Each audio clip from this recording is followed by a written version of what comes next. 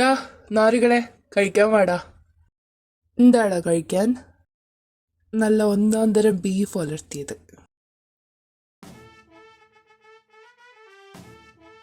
ബീഫോ? അമ്മേ, വായിൽ വെള്ളം വരുന്നടാ. പൊന്നുമോൻ നടക്ക്. അതിന് ബീഫ് എവിടുന്നാടാ? തേജസ് പതിയെ ആദ്യയോട് ചോദിച്ചു. അതിനെവിടുന്ന് ബീഫ്? ആ പന്നി ഉണ്ടാക്കിയത് വല്ല സോയാക്കറി എന്തോന്ന്. ഡാ വരുന്നുണ്ടോ അതോ എല്ലാം കൂടി എടുത്ത് ഞാൻ പുറത്തേക്ക് എറിയണോ? എന്താടാ പൊന്നെ നിനക്ക് ഇത്ര ദേഷ്യം? ചേട്ടനോട് പറ. ഡാ വരതറി, എന്നെ കൊണ്ടൊന്നും പറയിപ്പിക്കരുത്. നീ ഒക്കെ എന്ത് മുഴുകിയിരിക്കണോ അവിടെ? എന്ത് മല പറിക്കണ പണിയാ അവിടെ ഉള്ളത്? ഒരു പട്ടി ആ അടുക്കള ഭാഗത്തേക്ക് തിരിഞ്ഞു നോക്കില്ല തേണ്ടിയത്. ഡാ മോനെ, ഞാൻ വന്നപ്പോ നീ അല്ലടാ പറഞ്ഞറി എന്നെ അവിടെ നിന്ന് ഓടിച്ചു വിട്ടേ. നീ ആ ഭാഗത്തോട്ട് വരുന്നതിനെക്കാട്ടിലും ഭേദം അവനാ അടുക്കളയ്ക്ക് തീ വെക്കണതാ. അതുകൊണ്ടാണല്ലോ ഇവൻ അങ്ങോട്ട് പോയി അടുത്ത മിനിറ്റ് അവൻ ഇവനെ ചവിട്ട് പുറത്താക്കിയത് അവിടുന്ന്. ഡാ പന്നി, നീ അധികം വർത്തമാനമൊന്നും പറയണ്ട. പുട്ടിന്റെ ചില്ല് പോലും ഇടാതെ പുട്ടുണ്ടാക്കാൻ വന്ന മുതലല്ലടാ പട്ടി നീ. എന്നിട്ട് അതും പോരാതെ അവിടെ ഫുൾ അലങ്കോലം ആക്കി ഇട്ടിട്ട് പോയി ഈ നായിന്റെ മുന്നിൽ. ആ അത് അത് അത് പിന്നെ ആർക്കായാലും ഒരു അബദ്ധമൊക്കെ പറ്റും. അങ്ങനെ അപ്പൊ നീ മിനിഞ്ഞന്ന് ഇഡ്ഡലി ഉണ്ടാക്കാനാണെന്നും പറഞ്ഞിട്ടേ ഇഡ്ഡലി പാത്രത്തിൽ വെള്ളം പോലും ഒഴിക്കാതെ അടുപ്പിൽ വെച്ചിട്ട് ആ ഇഡ്ഡലി പാത്രം മുഴുവൻ കത്തിച്ചതോ?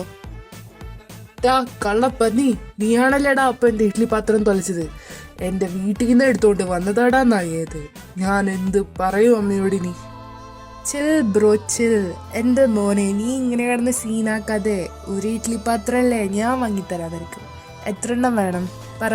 ഈ ചേട്ടൻ വാങ്ങിത്തരല്ലേ എന്റെ രമണന്? രമണൻ നിന്റെ തന്ത ഒടാ പന്നി. ഇനി മേലെ നീ ആ അടുക്കളയിൽ കാല് കുത്തിയെന്ന് ഞാൻ അറിഞ്ഞ നിന്റെ 2 കാലും ഞാൻ വെട്ടി അപ്പുറത്തെ നശിച്ച പട്ടിക്ക് തിന്നാൻ കൊടുക്കുന്നു. ഷോ അങ്ങനെ പറഞ്ഞൂടാ. എന്റെ രാമേ, നീ ഒന്നടങ്ങ്. എന്താതിരുന്ന് മെണിയിട്ട് എണിച്ചിട്ട് പോവാൻ നോക്ക്. ഇല്ല എല്ലാത്തിനും പിടിച്ച് ഞാൻ പുറത്തേക്കത്. അയ്യേ സോയ, നാറി റോഷ, എവിടെയാണാ നിന്റെ ബീഫ് എത്തിയത്? ഈ പന്നി ഇന്ന് റാമിന്റെ കയ്യിൽ നിന്ന് അടി കൊണ്ട് ചാവും. ഡാ തെണ്ടി, നിന്റെ തന്ത കൊണ്ട് വന്ന് വെച്ചിട്ടുണ്ടടാ അവിടെ ബീഫ്. അവന്റെ ഒരു ബീഫ് മിണ്ടാതിരുന്ന് തിന്നടാ വായ. അയ്യേ എനിക്കൊന്നും വേണ്ട. രാമിന്റെ ഒരൊറ്റ നോട്ടം മതിയായിരുന്നു അവന് തിരിച്ചു വന്ന് ചേറിലിരിക്കാൻ വേണ്ടിട്ട്. അല്ലേലും സോയ ആണ് ബെസ്റ്റ്. ബീഫൊക്കെ എന്ത്, സോയ ഉള്ളപ്പോ ബീഫൊക്കെ അങ്ങോട്ട് മാറിക്കണം. അതെ അതെ, ഇനിയിപ്പോ അങ്ങനെയൊക്കെ പറഞ്ഞാൽ മതിയല്ലോ.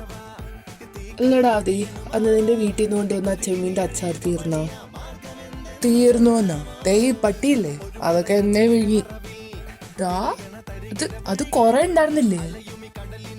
അതിനെങ്ങനെയാ തിന്നുവല്ലോ, വലിച്ചു കയറ്റുമല്ലേ. ആ പട്ടി അതൊക്കെ 2 ദിവസത്തിലെ എന്നെ തിന്നു തീർത്തു. അത് പിന്നെ എനിക്ക് കൺട്രോൾ ചെയ്യാൻ പറ്റില്ലടാ. ഒടുക്കത്തെ ടേസ്റ്റ് ആയിരുന്നു. ശാപം, പട്ടിക്ക് തിന്നല്ലടാ പട്ടി. ആടാ, കഴിഞ്ഞ ദിവസം ഞാൻ ടച്ചിങ്സ് എടുക്കാന്ന് പറഞ്ഞിട്ട് നോക്കിയപ്പോഴേ ദേ 4 കുപ്പി ഫ്രിഡ്ജില്. വൃത്തികെട്ടവനെ, നീ തിന്നതോ തിന്നു, പിന്നെ എന്തുണ്ടാക്കാനാടാ കൊണ്ടുപോയി ഫ്രിഡ്ജിൽ വെച്ച് തൊളിക്കണേ? അത് പിന്നെ നമ്മൾ സാധനങ്ങൾ എടുത്തവിടെ തന്നെ തിരിച്ചു കൊണ്ടുവെക്കണം എന്നതാണല്ലോ പ്രണാമം. ഓ, പ്രണാമം എന്നല്ലടാ മണ്ടുബുദ്ധി, പ്രമാണം എന്നാ. എന്റെ ഭഗവാനെ, ഈ വിവരദോഷികളുടെ കൂടെയാണല്ലോ എന്റെയൊക്കെ ജീവിതം. ഓ പിന്നെ, നീ വലിയ ബോധിധർമ്മൻ, പോടാ അവിടുന്ന്. അതാരാടാ? അയ്യോ അതറിയില്ലേ, നിന്റെ അമ്മായിയപ്പൻ. അയ്യോ, അതിന് അയാൾക്ക് അങ്ങനെ ഒരു പേരുണ്ടായിരുന്നോ? എടാ കഴുതയ്ക്ക് പരിണാമം സംഭവിച്ചോലേ, എന്താടാ വലിച്ചു കയറ്റിയ നീ? അതിനവൻ അടിച്ചാലും കയറ്റിയാലും ഇല്ലേലും ബോധമൊന്നും ഇല്ലല്ലോ. ആ അത് ശരിയാ, ഒക്കെ കണക്കാ. അങ്ങനെ അവർ ഓരോന്ന് പറഞ്ഞിരുന്ന് ഭക്ഷണമൊക്കെ കഴിച്ചു. എടാ തേജേ, നീ എപ്പോഴാ നാട്ടിൽ പോടേന്ന് പറഞ്ഞ്? 2 ദിവസം കഴിഞ്ഞ്. ഒറ്റയ്ക്കാണോടാ? കാറിലാണോ? കാറിലാ. പക്ഷെ ഒറ്റയ്ക്കല്ലടാ, നിവി ഉണ്ടാവും. പിന്നെ ഫ്രൈഡേ നൈറ്റ് ഇറങ്ങണം എന്നാണ് പ്ലാൻ. ആ അവളെ വിളിച്ചത് നന്നായി. എന്തായാലും നൈറ്റ് വണ്ടി ഓടിച്ചു പോകുമ്പോൾ ഒരു കമ്പനി ഉള്ളത് നല്ലതാ, അല്ലേ ഉറക്കം വരും. ആ അത് പറഞ്ഞപ്പോഴാ തേജസേ, എന്താടാ പോലെ ആ കൊച്ചില്ലേ, ഏത് കൊച്ച്?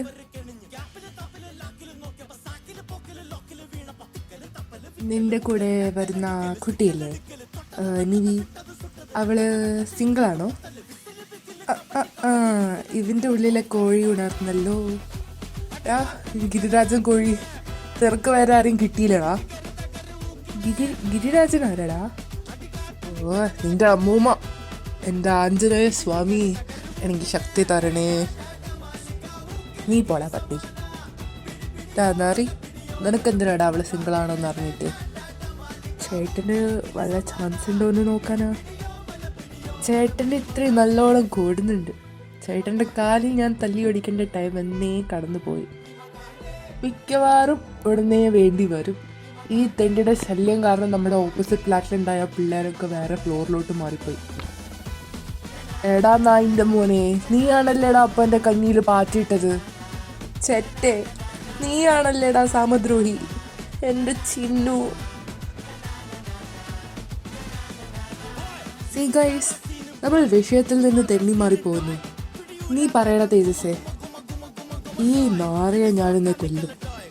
നിനക്കെന്താടാ? നിനക്കെന്തായാലും അവളോട് അങ്ങനെയൊന്നും ഇല്ലാത്ത സ്ഥിതിക്ക് ഞാനൊന്ന് ട്രൈ ചെയ്തതിൽ എന്താ തെറ്റ്? എനിക്കൊന്നുമില്ല. പക്ഷെ നീ അവളുടെ പുറകെ നടന്നുവെന്ന് ഞാൻ അറിഞ്ഞ തപ്പാട്ടി തെണ്ടി നിന്നെ ഞാൻ ഇവിടുന്ന് എടുത്ത് അപ്പുറത്തെ തോട്ടി കൊണ്ടുപോയി അടുത്ത ഒഴുക്ക് വെള്ളത്തിൽ നോക്കിക്കൊല്ലും. എന്താ മോനെ, ജലസാണോ? എനിക്കെന്തിനാണ് ജലസ്? അതും നിന്നോട്. ഓളെ കാറി. അപ്പോൾ നിനക്ക് അവളോട് ശരിക്കും ഒരു ഫീലിങ്സും ഇല്ല? നിങ്ങൾക്കൊക്കെ ഇത് എന്ത് തലയ്ക്ക് വല്ല അടി കിട്ടിയ?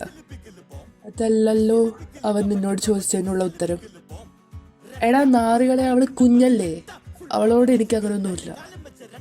അതെ അതെ, കുഞ്ഞ. കേട്ടില്ലേ കടുവ പറയണത്? കുഞ്ഞാന്ന് പോലും. അല്ലെങ്കിൽ ഈ തെണ്ടിയുടെ അടുത്തൊക്കെ ആരെങ്കിലും പ്രേമത്തിൻ്റെ കാര്യം പറഞ്ഞു പോവോ? തേജസ് അവനെ ദഹിപ്പിക്കുന്ന ഒരു നോട്ടം നോക്കി. ആദ്യവും രാമും അങ്ങോട്ടും ഇങ്ങോട്ടും എന്തോ പറയാനുള്ള പോലെ പരസ്പരം നോക്കി. ശരി, നിനക്ക് അവളെ കുഞ്ഞായോണ്ട് ഞാൻ അവളെ ഒരു കുഞ്ഞിനെ പോലെ നോക്കിക്കോളാം. ഈ നായിനെ ഞാൻ ഇന്ന് കുഴിച്ച് മൂടും. ഇതെന്ത് കഷ്ടാ സൈത്താനെ. നീ ഒട്ട് തിന്നൂല്ല എന്ന എന്നെ ഒട്ട് തിന്നാനും വിടൂല. അതെടാ, നീ തിന്നതൊക്കെ മതി. നിന്റെ വായനോട്ട് അവളുടെ അടുത്ത് എടുക്കാൻ നിൽക്കണ്ട. അല്ലെങ്കിൽ നിന്റെ കൈയും കാലമൊക്കെ കെട്ടി വല്ല പാണ്ടിലോറിയിലും കയറ്റി വിടും ഞാൻ. ഈ പട്ടീനെ കൊണ്ട് സമ്മതിക്കൂല. വല്ലതും ഒഴിഞ്ഞായിരുന്നോ? അങ്ങയോടൊന്നും ഒഴിഞ്ഞില്ല എൻ്റെ പൊന്നു. നീ എല്ലാം എടുത്തില്ലേ? യെസ്, ഒക്കെ എടുത്തു. എപ്പോഴാണ് ഇറങ്ങണേ നീ? അറിയില്ല, 5 മണിയായിരിക്കും എന്നാണ് പറഞ്ഞത്. ആ, സമയമുണ്ട്. ഇപ്പം 4 ഉള്ളൂ. മോളെ, ഇത് നിനക്ക് ലോട്ടറിയാണ്. എനിക്കെന്തോ അങ്ങനെയൊന്നും തോന്നില്ല. നീ ഒന്ന് പോയേടി. എന്തായാലും എൻജോയ് കണ്ടു തന്നാ അറിയാം. ഓ, എന്നാലും നീ ഇല്ലാതെ ഒരാഴ്ച എന്നൊക്കെ പറഞ്ഞാൽ ഞാനിവിടെ. അയ്യോ, എൻ്റെ പൊന്നിന് വിഷമമുണ്ടോ? നീ ഇല്ലാതെ എങ്ങനെയാടി ഞാൻ ഈ നരകത്തിൽ ഒറ്റയ്ക്ക്? ഷോ, എൻ്റെ കൊച്ചു വിഷമിക്കാതെ. ഞാൻ വരുമ്പോൾ നിനക്ക് കഴിക്കാൻ എനിക്ക് ഇഷ്ടപ്പെട്ട സ്നാക്സ് എല്ലാം കൊണ്ടുവരാം കേട്ടോ. ലഡു, ചിപ്സ്, അത് ഇത് എല്ലാം കൊണ്ടുവരാം. ആ, എന്നാ കുഴപ്പമില്ല. അയ്യോ, കൊതിച്ചി. ദേവു അവളെ ഹഗ് ചെയ്തു. വേഗം വരണേടി, വേഗം വരാടി പൊന്നെ. നീ ദൂരാഴ്ചക്ക് തന്നെയല്ലേ വരണേ, അല്ലാതെ സ്ഥിരതാമസത്തിനൊന്നും അല്ലല്ലോ? അതെന്താ? അല്ല, കണ്ട സകലമാന പെട്ടി കണ്ടപ്പോൾ ചോദിച്ചെന്നേ ഉള്ളൂ. ഓ പിന്നെ, ഒരു പെട്ടി, ഒരു ബാക്ക് പാക്ക്, പിന്നൊരു ഹാൻഡ് ബാഗ്, ഇത്രല്ലേ ഉള്ളൂ. ശേ, കുറഞ്ഞു പോയല്ലോ നിവി. എനിക്കും തോന്നി ഒരു 2 ബാഗും കൂടി എടുക്കാമെന്നല്ലേ. ഷോ, അവളതങ്ങനെ പറഞ്ഞപ്പോൾ തേജസ് അവളെ പുച്ഛിച്ച് നോക്കി. അല്ല, തേജസിൻ്റെ ബാഗൊക്കെ എവിടെ? ദേദാത്. ഇതോ? ഇത്ര ചെറുതോ? ഇതന്നെ എടുക്കണ്ടെന്ന് വിചാരിച്ച. ബെസ്റ്റ് ആളാ. ആ, കേറ് കേറ്, ഇപ്പോഴേ ലേറ്റായി. അല്ല, ആരാ ലേറ്റാക്കിയേ? 5 മണിക്ക് വരാൻ പറഞ്ഞല്ലേ? ഇപ്പം സമയം എത്രേ? 5:30. അവൾ ഉള്ളിൽ കയറിയിരുന്ന് സീറ്റ് ബെൽറ്റ് ഇട്ടുകൊണ്ട് പറഞ്ഞു. ഉറങ്ങിപ്പോയി. നിവി അവനെ നോക്കി ചിരിച്ചു. അവൻ അവളെ നോക്കി വണ്ടി സ്റ്റാർട്ട് ചെയ്തു. നിനക്ക് വല്ല കാര്യം ഉണ്ടായിരുന്നോടാ അതിൻ്റെയൊക്കെ? നീ എന്നെ തുറച്ച് നോക്കൊന്നും വേണ്ട. എന്നിട്ടിപ്പോൾ എന്തായി? കൈ ഒടിഞ്ഞില്ലേ? നിന്നെ സഹായിക്കാൻ വന്ന എനിക്കും കിട്ടി. പിന്നെ ഞാൻ എന്ത് വേണമെന്നാ? അവനെ വന്ന് പൂവിട്ട് പൂജിക്കണം. എടാ മരവാഴ്, അടി ഉണ്ടാക്കുമ്പോൾ നേരത്തെ കൂടി പറയണ്ടേ? എന്നാലേ ഒന്ന് പ്രിപ്പയറെങ്കിലും ചെയ്യാൻ പറ്റൂ. ഇപ്പം കണ്ടില്ലേ അവസ്ഥ? ഇനി അടുത്ത വട്ടം ഞാൻ പോയി ഒരു ജോത്സ്യരെ കണ്ട് നല്ല കാലമൊക്കെ നോക്കിയിട്ട് വന്ന് സമയമൊക്കെ കുറിക്കാം. എന്നിട്ട് നിനക്കൊക്കെ ഒരു അറിയിപ്പ് ലേഖനം അയക്കാം. എന്തേ? എടാ പൊന്നു മലരെ, നീ എന്ത് തേങ്ങയ്ക്കാ ശരിക്കും അടിയുണ്ടാക്കിയേ? ആ ആ ആദ്യം മറ്റേ പെങ്കൊച്ചും തമ്മിൽ. എടാ കഴുതയ്ക്ക് പരിണാമം സംഭവിച്ചവനെ, അത് ആദിയുടെ പെങ്ങളാടാ പന്നി. അതൊക്കെ ഇപ്പോ? അതുകൊണ്ടല്ലേടാ നാറി വെറുതെ പോയി ഓരോ തോന്നിയാസം കാണിക്കുന്നതിന് മുമ്പ് അന്വേഷിക്കണം എന്നൊക്കെ പറഞ്ഞേ. അയ്യേ, പെങ്ങളായിരുന്നോ? അല്ല, അവൻ്റെ അമ്മൂമ്മ. എന്നാലും ഇത്രയും തരം താഴ്ന്ന പ്രവൃത്തി കാണിക്കണ്ടായിരുന്നടാ അഖിലേ. നാണക്കേട്. ഓ പിന്നെ, എന്തായാലും നന്നായി. ആ അതെ, നന്നായി. കൈയൊടിഞ്ഞില്ല നിന്റെ? അവർക്കൊന്നും ഒരു തേങ്ങയുമില്ല, നിനക്ക് തന്നെ ഉള്ളൂ. ഓ, ഞാൻ അങ്ങോട്ട് സഹിച്ചു. ആ സഹിച്ചോ, അല്ലാതെ വേറെ വഴിയില്ല. എൻ്റെ നിവി, ഏതേലും ഒരു പാട്ട് വെക്കടി പെണ്ണേ. അതിന് നല്ല പാട്ട് വരണ്ടേ? ഇത് കുറേ നേരം ആയല്ലോ, എന്ത് വന്നാലും മാറ്റിക്കൊണ്ടിരുന്നാലോ? എനിക്കിഷ്ടപ്പെടണ്ടേ? നിനക്കിഷ്ടപ്പെട്ടത് ഇനിയിപ്പോൾ വരണമെങ്കിൽ പുതിയതാരെല്ലാം ഇറക്കണമായിരിക്കും. മിണ്ടാതിരിക്കും മിണ്ടാക്കി വന്നു. അല്ല അല്ല, പാട്ട്. മിണ്ടാതിരിക്കട്ടെ ചേട്ടത്തി, ഇപ്പൊ വരും. Kerosene, dopamine, chemical induced, fantasy and fame and the things we choose. Show me hate, show me love, make me bulletproof, and we call this shit normal.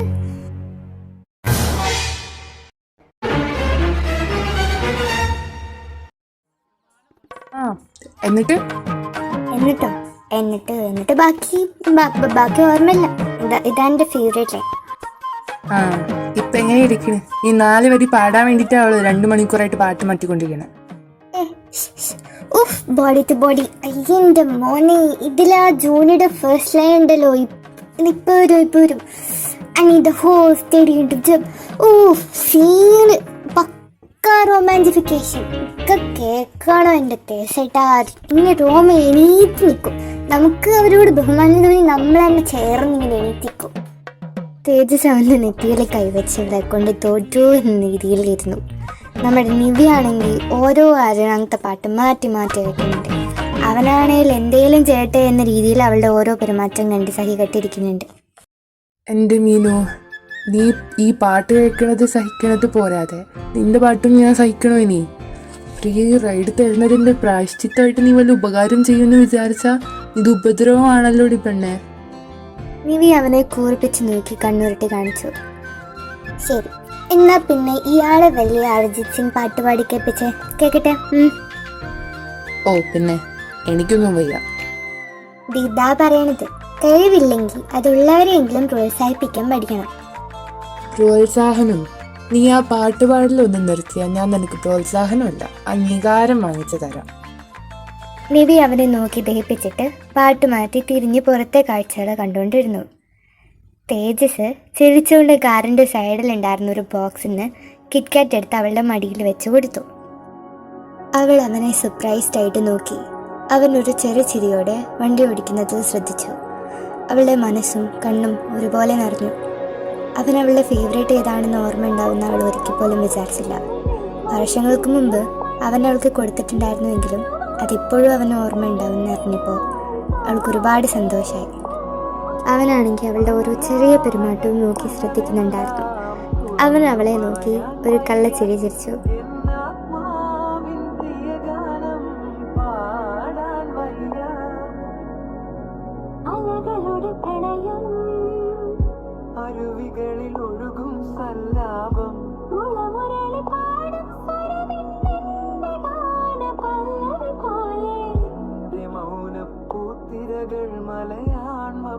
കുറച്ചു കഴിഞ്ഞപ്പോൾ അവൾ എപ്പോഴോ ഉറങ്ങിപ്പോയിരുന്നു.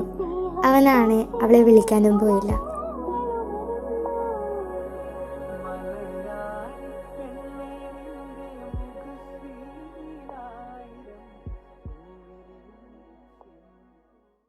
എൻ്റെ പൊന്നമ്മ, ഇപ്പം സമയം 6:45 ഉള്ളൂ. ഇപ്പം തന്നെ എങ്ങനെയാ ഡിന്നർ കഴിക്കണേ? എൻ്റെ മാതാശ്രീ, കുറച്ച് കഴിഞ്ഞാൽ ഞങ്ങൾ കഴിച്ചോളാം. ആ, ഉറപ്പ്. ആ, അവളിവിടെ ഉണ്ട്, കിടന്നുറങ്ങുക. നല്ല ആളെയാ ഞാൻ കമ്പനിക്ക് കൊണ്ടുവന്നത്. ഓ ഇല്ല ഇല്ല, എണീപ്പിക്കില്ല.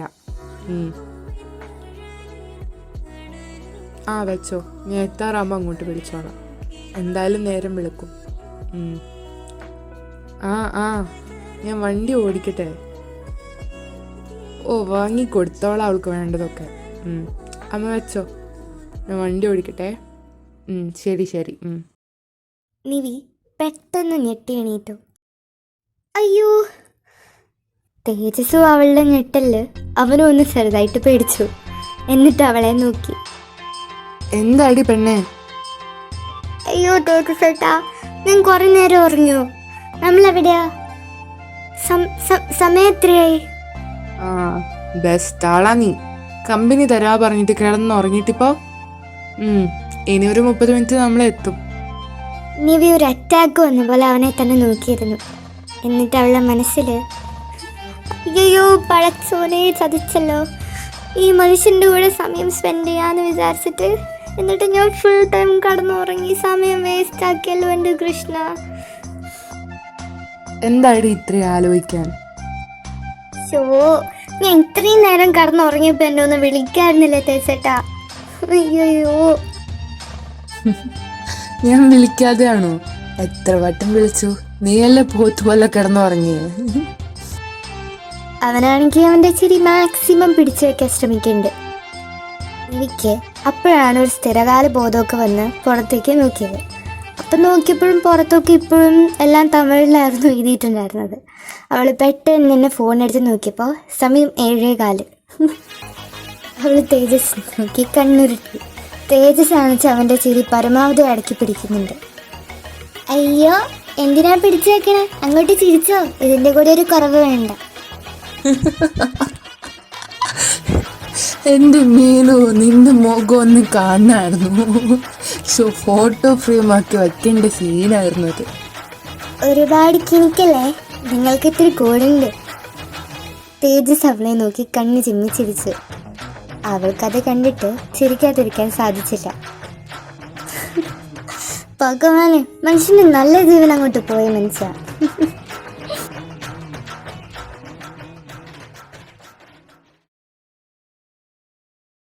അല്ല, നിനക്ക് വിശക്കുന്നുണ്ടോ?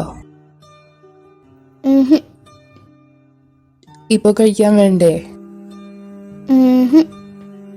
വിശന്ന പറയേ, ഓക്കെ?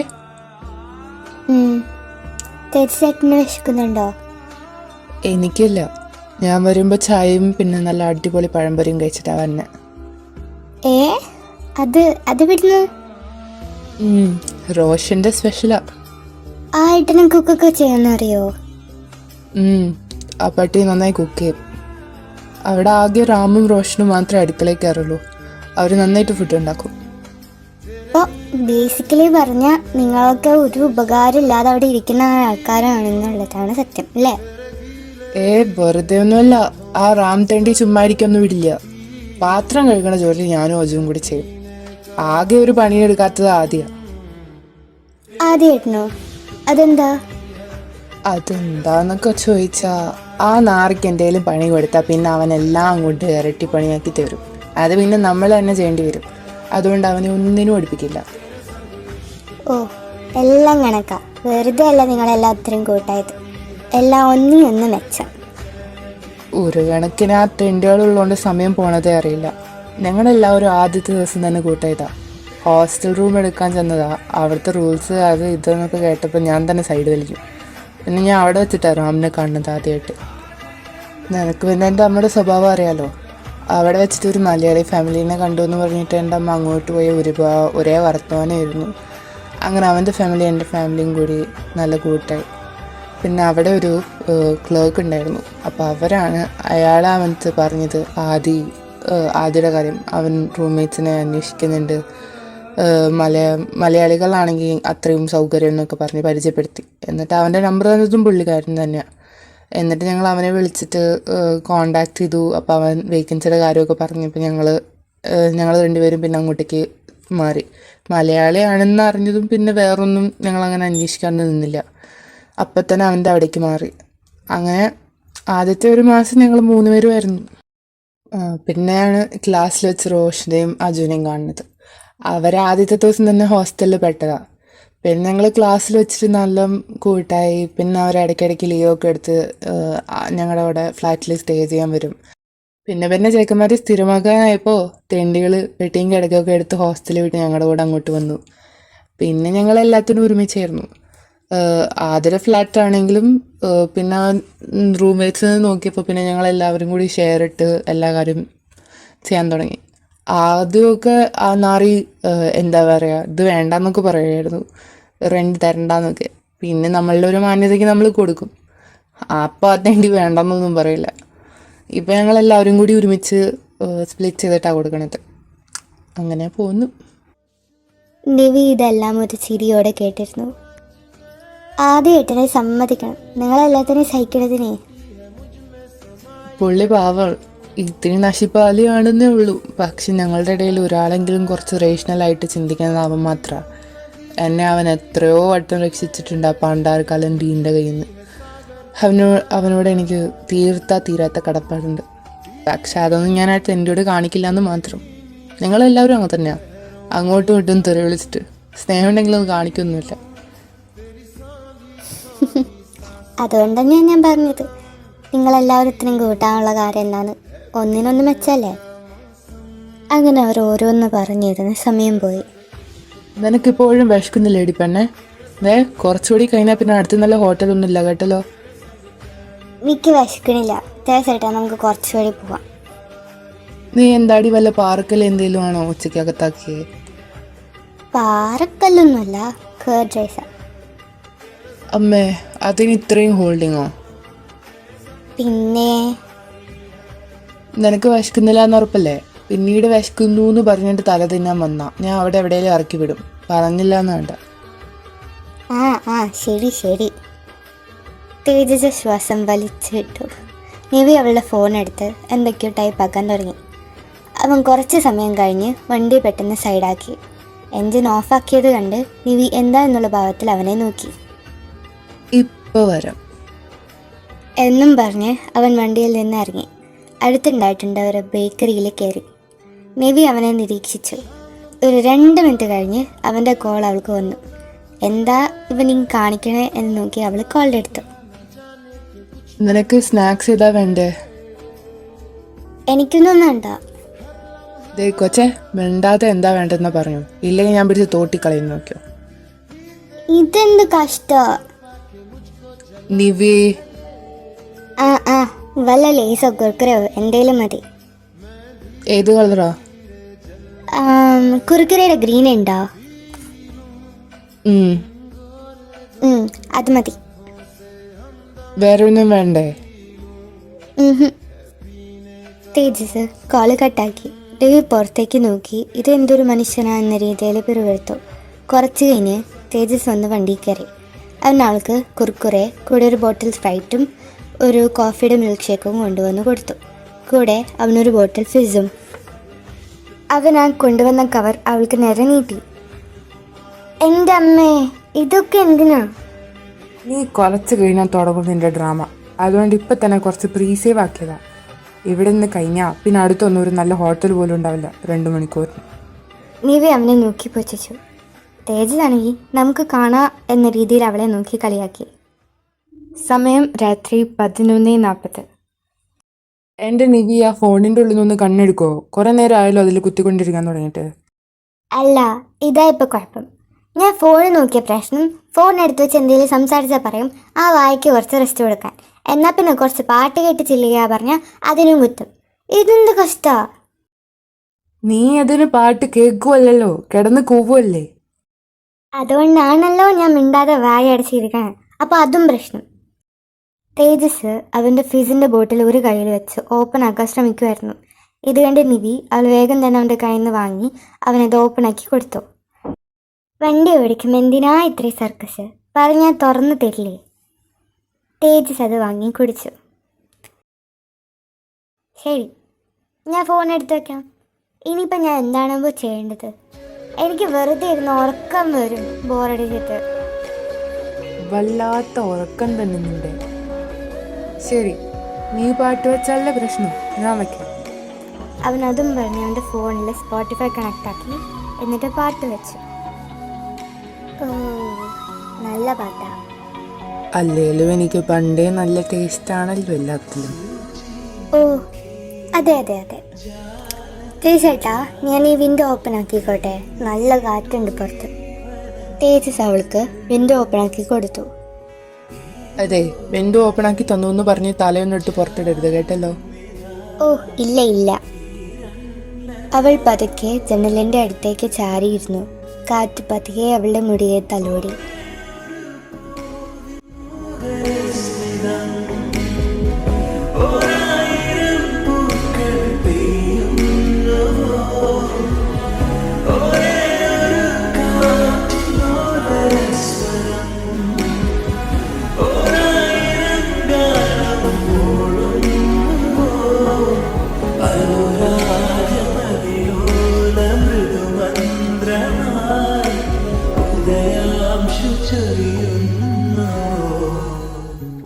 പെട്ടെന്ന് തന്നെ പാട്ട് മാറി ഈ കാറ്റ് വന്നു എന്ന പാട്ട് പ്ലേ ആവാൻ തുടങ്ങി.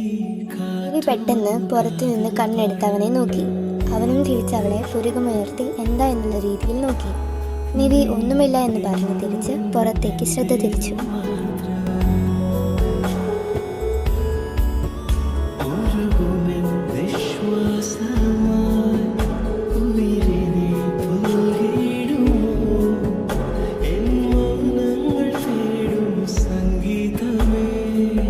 അവൾക്ക് ആ പാട്ട് ഒരുപാട് ഇഷ്ടമാണ്.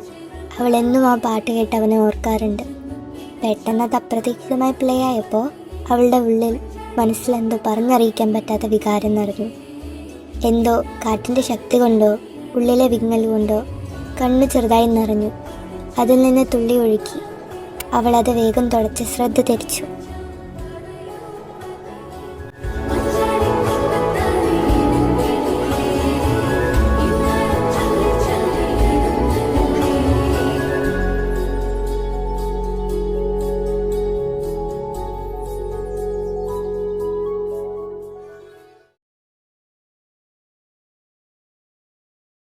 അങ്ങനെ ഒരുപാട് സമയം കടന്നുപോയി. ഇപ്പോൾ സമയം 1:20. നിവിക്കാണെങ്കിൽ നല്ലോണം വിശക്കുന്നുണ്ടായിരുന്നു. പക്ഷെ പറയാൻ വഴിയുണ്ടോ? ഇല്ല. അവളാണെങ്കിൽ അവൻ കൊണ്ടുവന്നതെല്ലാം കഴിച്ചു തീർത്തു. ഇനി ചോദിക്കാൻ പോയാൽ അവൻ അവളെ ജനലിൽ കൂടെ എടുത്ത് പുറത്തേക്ക് എറിയുമെന്ന് അറിയുന്നത് കൊണ്ട് തന്നെ അവൾ കുറേ നേരം വിശന്നിരുന്നു. തേജസ്സിന് പക്ഷേ കാര്യം ഏറെക്കുറെ പിഴകിട്ടിയിട്ടുണ്ടായിരുന്നു. എന്നിട്ടും അവനൊരു അക്ഷരം പറഞ്ഞില്ല. കാരണം എന്താണെന്ന് വെച്ചാൽ ഈഗോയിൻ്റെ കാര്യത്തിൽ രണ്ടും ഒട്ടും പിന്നിലല്ല. അവനാണെങ്കിൽ ചിരി വന്ന് അടക്കി പിടിച്ചിരിക്കുകയായിരുന്നു. നിവി സഹികെട്ട് അവനോട് പറഞ്ഞു, തേജസ്സേട്ടാ. എന്താ മീനുസേ? അതുണ്ടല്ലോ. ഏതുണ്ടല്ലോ? അത് പിന്നെ. ഏത് പിന്നെ? നിവി കുറേ നേരം ബബ്ബ കളിച്ചിരുന്നു. പപ്പ കളിക്കാത്ത കാര്യം പറമോനെ. തേജസ്സേട്ടാ, എനിക്ക് വിശക്കുന്നു. ഓഹോ, നന്നായി. എനിക്ക് ഫുഡ് വേണം. ആഹാ, ഫുഡ് വേണോ? കൊള്ളാലോ. ഫുഡ് വാങ്ങിത്തരോ പ്ലീസ്? ഇല്ലല്ലോ ഏട്ടാ. പ്ലീസ്, എനിക്ക് വിശന്നിട്ട് പാടില്ല. നന്നായുള്ളൂ. നിന്നോട് ഞാൻ മലയാളത്തിലാണോ ചോദിച്ച വല്ലതും കഴിക്കാൻ വേണമെന്ന്? അപ്പോൾ അവൾക്ക് എന്നുമില്ലാത്ത വിശപ്പില്ലായ്മ. വിശന്നിരുന്നു കേട്ടോ. അടുത്തൊന്നും ഒരു നല്ല ഹോട്ടൽ പോലും ഇല്ല. പുറത്തുനിന്ന് സമയം നോക്കിക്കേ. നിന്റെ അമ്മാവൻ ഇവിടെ കട തുറന്നു വെച്ചിട്ടുണ്ടാ ഈ നട്ടപ്പാതിരക്ക്. അപ്പൊ വിശന്നില്ല, ഇപ്പൊ വിശക്കുന്നു. ഉണ്ടാതെ ഇരുന്നില്ലേ ഞാൻ നിന്നെ ജനലിൽ കൂടെ തൂക്കി എറിയും. അവൾ അവനെ നിസ്സഹായതയോടെ നോക്കി. അത് കണ്ടതും അവൻ ചെറുതായിട്ട് അലിഞ്ഞു. പക്ഷെ അത് മറച്ചു പിടിച്ചു. ഈ നേരത്തെ എവിടെ നിന്ന് നിവി ഇപ്പൊ ഹോട്ടല്? ആ ആ ഇനി കിടന്ന് മോങ്ങണ്ട, ഞാൻ നോക്കട്ടെ. അങ്ങനെ ഒരു 15 മിനിറ്റിന് ശേഷം അവൻ ഒരു 24x7 ഓപ്പൺ മിഡ് നൈറ്റ് ഹോട്ടലിൽ കണ്ടു. അവൻ രാത്രിയായതുകൊണ്ട് തന്നെ കൂടെ ഒരു പെങ്കൊച്ചുള്ളതുകൊണ്ടും കണ്ട ഷോപ്പൊന്നും നിർത്തണ്ട എന്ന് വിചാരിച്ചിട്ടാണ് ഇത്രയും നേരം തെരഞ്ഞുകൊണ്ടിരുന്നത്. കുറച്ചേലും സേഫായിട്ടുള്ള സ്ഥലത്ത് നിർത്താമെന്ന് വിചാരിച്ചിട്ട്. പക്ഷേ അവൾക്ക് നല്ലോണം വിശക്കുന്നുണ്ടായിരുന്നു. പിന്നെ അതുമല്ല ഒരുപാട് ലേറ്റ് ആയതുകൊണ്ടും അവൻ അവിടെ കയറാമെന്ന് തീരുമാനിച്ചു. നോക്കിയപ്പോൾ അവിടെ ആകെ കുറച്ച് ബോയ്സും പിന്നെ 2 കപ്പിളും പിന്നെ കുറച്ച് ആളുകളും ഉണ്ടായുള്ളൂ. നീ ഇവിടെ ഇരുന്നോ, ഞാൻ നിനക്ക് വേണ്ടത് വാങ്ങിക്കൊണ്ടുവരാം. അത് വേണ്ട, ഞാനും വരാം. കുറേ നേരം ആയില്ലേ ഇരിക്കണു, ഒന്ന് എണീക്കട്ടെ. അവന് തീരെ മനസ്സോടെ അതിന് സമ്മതിക്കേണ്ടി വന്നു. അങ്ങനെ അവർ ഉള്ളിൽ കയറി കഴിക്കാനുള്ള ഫുഡിൻ്റെ ഓർഡറൊക്കെ കൊടുത്ത് നല്ലോണം ഭക്ഷണം കഴിച്ചു. അവൾക്ക് നല്ലോണം വിശക്കുന്നുണ്ടായിരുന്നു, അവനും അതെ. അങ്ങനെ അവർ ഭക്ഷണമൊക്കെ കഴിച്ച് വെയിറ്റർ ബില്ല് കൊണ്ടുവന്നു. നിവി ആദ്യമേ തേജസ് എടുക്കുന്നതിന് മുമ്പ് ബില്ല് പിടിച്ചു വാങ്ങി. അവളെ ഇതെന്താ ഇവളീ കാണിക്കണം എന്നുള്ള രീതിയിൽ അവൻ നോക്കി. ഇതിൻ്റെ പകുതി ഞാൻ കൊടുക്കാം. ആഹാ, അതെന്തിനാണാവോ? അതൊക്കെ അങ്ങനെയാണ്. ഒന്ന് പോയേ പെണ്ണെ, മാറിക്കങ്ങോട്ട്. ഞാൻ സീരിയസ് ആയിട്ട് പറഞ്ഞാ. ഞാൻ പിന്നെ എന്താ ഇവിടെ സർക്കസ് കാണിക്കുവാണോ? ദേ ഒരുപാട് കളിക്കല്ലേ. അതന്നെ കളിക്കില്ല മീനു, അതിങ്ങോട്ടുതാ. തീർച്ചയായിട്ടാ. ഒരേട്ടനുമില്ല, മര്യാദക്ക് ഇങ്ങോട്ട് താടി. പറ്റില്ല. നിനക്ക് എന്താടി പെണ്ണെ? എൻ്റെ അച്ഛൻ എനിക്ക് പൈസ അയച്ചു തരുന്നത് ചെലവാക്കാൻ വേണ്ടിയിട്ടല്ലേ. ആക്കിക്കോ, എത്ര വേണേലും ചെലവാക്കിക്കോ, പക്ഷെ എൻ്റെ കൂടെ ഉള്ളപ്പോൾ ഞാൻ കൊടുത്തോളാം. അതിൻ്റെ ആവശ്യമില്ല. എനിക്ക് ദേഷ്യം വരുന്നുണ്ട് കേട്ടോ നിവി. എനിക്കും. അതുകൊണ്ട് ഞാൻ കൊടുക്കാം. കൊടുത്തോ, പക്ഷെ എൻ്റെ ഹാഫ് ഞാൻ കൊടുക്കാം. എനിക്ക് ശരിക്കും ദേഷ്യം വരുന്നുണ്ട് കേട്ടോ നിവി. എനിക്കും അതന്നെ പറയാനുള്ളൂ. ഓ പണ്ടാരെന്തേലും കാണിക്കും. നിവി ചിരിച്ചുകൊണ്ട് കൊടുത്തു. അങ്ങനെ കുറച്ച് സമയത്തിന് ശേഷം അവൾ പുറത്തേക്ക് ഇറങ്ങി അവന് വേണ്ടി വെയിറ്റ് ചെയ്യായിരുന്നു കാറിൻ്റെ അടുത്ത്. അപ്പോഴാ ഹോട്ടലിലെ അടുത്ത് സൈഡ് 2 ബൈക്കിലായി കുറച്ച് ആണുങ്ങൾ ഇവളെ നോക്കി വിസിലടിച്ചു. അവളത് ആദ്യം മൈൻഡാക്കിയില്ല, പക്ഷെ അവരത് തുടർന്നുകൊണ്ടേയിരുന്നു. അതേ ഹോട്ടലിൽ വേറെ കുറേ പയ്യന്മാർ ഇതെല്ലാം കണ്ടു നിൽക്കുന്നുണ്ടായിരുന്നു. അവരാണെങ്കിൽ ദേഷ്യം വന്ന് ചോദിക്കാൻ പോയപ്പോഴേക്കും പെട്ടെന്ന് തന്നെ ഒരു കരണം നോക്കി പൊട്ടിയതിൻ്റെ ശബ്ദം അവിടെയെല്ലാം ഉയർന്നു. അവരാണെങ്കിൽ ഞെട്ടി നിൽക്കുമായിരുന്നു. 2000 years later. എന്താടാ നിനക്കൊക്കെ എന്താ വേണ്ടേ? അയ്യോ അയ്യോ ചേട്ടാ, ഞങ്ങളല്ല, ചേച്ചിയാ. എന്താന്ന്? ചേട്ടൻ വിചാരിക്കുന്ന പോലെ ഒന്നുമല്ല, ചേച്ചി അവന്മാരായിട്ട് പഞ്ഞിക്കിട്ടെ. തേജസ് പെട്ടെന്ന് തന്നെ അവളെ പിടിച്ച് അവന് നേരെ തിരിച്ചു നിർത്തി. എന്താടി നീ അവരെ ചെയ്തേ? ഓ, ഞാൻ അധികമൊന്നും ചെയ്തില്ല. അപ്പോഴേക്കും അവന്മാർ ഓടി. ദാ ഇവള് അവരെ തല്ലി ചതച്ചോടാ. അധികമൊന്നുമല്ല ചേട്ടാ, ഒരു കടം നോക്കി അടി, 2-3 ചവിട്ട്, പിന്നെയും കുറച്ചടി, അങ്ങനെയൊക്കെ. Flash back. ഞാൻ കണ്ടതന്നല്ലേ നിങ്ങളും കണ്ട്? ആടാ അവൻ്റെ ചെവിക്കല് പോയെന്നാ തോന്നുന്നു. എന്താടാ മുനേ നീ നിർത്തിയേ? അടിക്കടാ വിസില്. എൻ്റെ ഒരു അടി കൊണ്ടപ്പോഴേക്ക് നിൻ്റെ നാവുള്ളിക്കിറങ്ങിപ്പോയാ. അതിലെ ഒരുത്തൻ അവളെ തല്ലാൻ കൈ ഉയർത്തി. അവളാണെങ്കിൽ അവനെ നിസ്സാരമായി തടഞ്ഞ് കൈ പിടിച്ച് തിരിച്ച് ചവിട്ടി നിലത്തിട്ടു.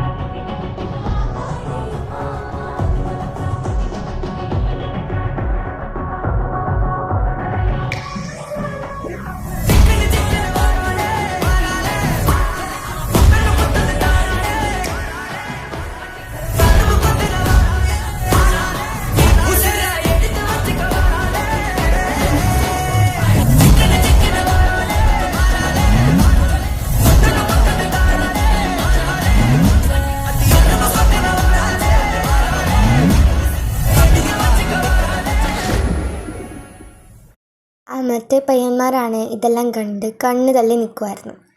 ഇനി ഇവള് മറ്റേ ചന്ദ്രയുടെ സഹോദരി വല്ലതും ആണോടാ? പറയാൻ പറ്റില്ലടാ, നട്ടപ്പാതിരിയൊക്കെ അല്ലേ, യക്ഷിയൊക്കെ ഇറങ്ങി നടക്കുന്ന ടൈമല്ലേ.